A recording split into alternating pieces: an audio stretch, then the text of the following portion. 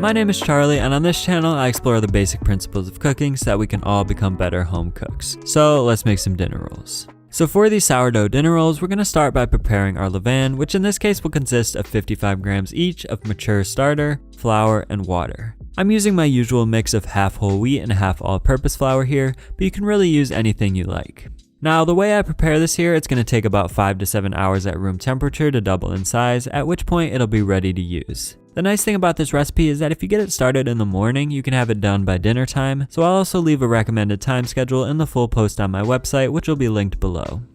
So here we are about 5 hours later in this case, and my levain has about doubled in size. If you want your levain to rise faster, feel free to increase the ratio of starter to flour to water, or increase the temperature of your environment, and you can of course do the opposite if you want your levain to rise slower. It'll still work perfectly fine as long as it's at least doubled in size by the time you use it. So in a medium bowl, start with 130 grams or 4 fluid ounces of milk, preferably warmed up to room temperature.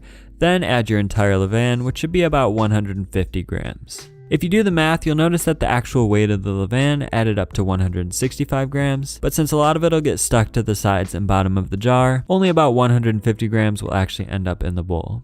Anyways, just go ahead and stir that all together until the levain becomes evenly distributed. Then we'll add the rest of the ingredients, starting with 1 beaten egg, 1.5 tablespoons of melted unsalted butter, which you've allowed to cool to room temperature, 30 grams of granulated sugar, and 7 grams of salt. Then again stir until all ingredients are fully incorporated, and add 50 grams of whole wheat flour along with 350 grams of bread flour. Now you could instead just use 400 grams of bread flour if you prefer, but I like to include the whole wheat flour for the extra flavor that it provides. So thoroughly mix in the flour until the liquid is completely absorbed, and you'll notice at this point that the dough is still quite dry, so next we're going to add just a bit of water. You'll want to add anywhere from about 60 to 90 grams, which is about 2 to 3 fluid ounces, so in this case I'm adding 75 grams. The amount you need to add can depend on a lot of factors, mostly the type of flour that you're using, so just use your judgment and only add as much water as you need until your dough looks about like mine does here. You'll also want to work the dough just a bit, either with your hands or with a dough whisk, to start to develop some gluten. Then either cover your bowl or transfer the dough to a separate container with a lid. A nice little tip here is to add about a tablespoon of water to your container before you put the dough in there, which will help to prevent the dough from sticking to the container too much.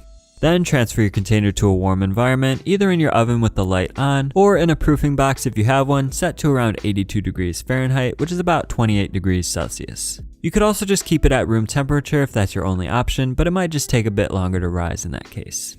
Now after about 30 minutes, remove the dough from your warm environment and perform one set of stretch and folds to help to develop the gluten structure of the dough. So for this, just grab a small portion of the dough and stretch it up as far as it'll go without tearing, then fold it back over top of itself. Then repeat that process about 5 to 7 more times until you've gone around the entire perimeter of the dough.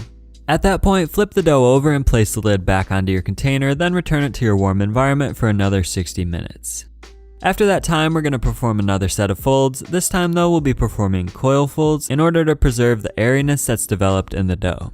So for these, gently lift up the dough and let it stretch and fold underneath itself as you place it back down. Then repeat that process 3 more times until you've gone around the entire perimeter of the dough. Then return the container to your warm environment and let the dough rise for another 60 minutes. At that point, the dough shouldn't be overly soft and bubbly, but it should be nice and airy with a few small bubbles at the surface. Once that's the case, it's time to start dividing and shaping our rolls. So start by generously flouring your surface, then turn out the dough with the top side facing down. Now I like to bake these rolls in a 10-inch cast iron skillet, so I typically divide my dough up into 14 pieces because they fit nicely into the skillet that way, but you can really divide it into as many pieces as you like depending on how big you want your rolls to be. And to make the rolls as evenly sized as possible, I actually like to weigh them out using my scale, but that's definitely optional as well. So once you've got your individual pieces, shape each one into a ball by folding the outsides into the center like so, then flipping them over and rolling them around with your hand to form them into taut balls of dough. Now I also like to keep a small bowl of water on my surface so that if my dough is having trouble picking up traction, I can just splash a bit of water on my surface to help out. Then as you shape the rolls, place them into your 10-inch cast iron skillet or other similarly sized pan, which I like to dust with rice flour to prevent the rolls from sticking. And I also like to roll each roll in a small amount of rice flour before adding them to the pan to prevent them from sticking together too much. At that point, it's time to let the rolls proof one more time, so just cover them up with a dish towel and place them back into your warm environment for about another 1.5 to 2 hours until the rolls spring back slowly when poked with your finger. You'll notice at the beginning of proofing that they spring back right away when poked, but by the end of proofing, the gluten structure will have broken down slightly and they'll look more like this. So before we finally bake these rolls, we're just going to brush them with a little bit of egg wash to help them brown, which just consists of 1 egg combined with 1 teaspoon of water. And I also like to sprinkle the tops of each roll with a bit of flaky salt to add some extra texture and flavor. Then go ahead and throw the rolls into your oven, which you've preheated to 400 degrees Fahrenheit or about 205 degrees Celsius for 18 to 25 minutes until they've reached your desired level of browning. Once they're out of the oven, I also like to drizzle some melted butter over top, and at that point just let them cool in the pan for at least 5 to 10 minutes before transferring them to a wire rack to cool the rest of the way. So now that you know how to make sourdough dinner rolls, if you want to learn how to make an easy cranberry sauce to go with your holiday dishes, be sure to click that video in the bottom right corner of the screen. So there you go. I'll see you all in the next one.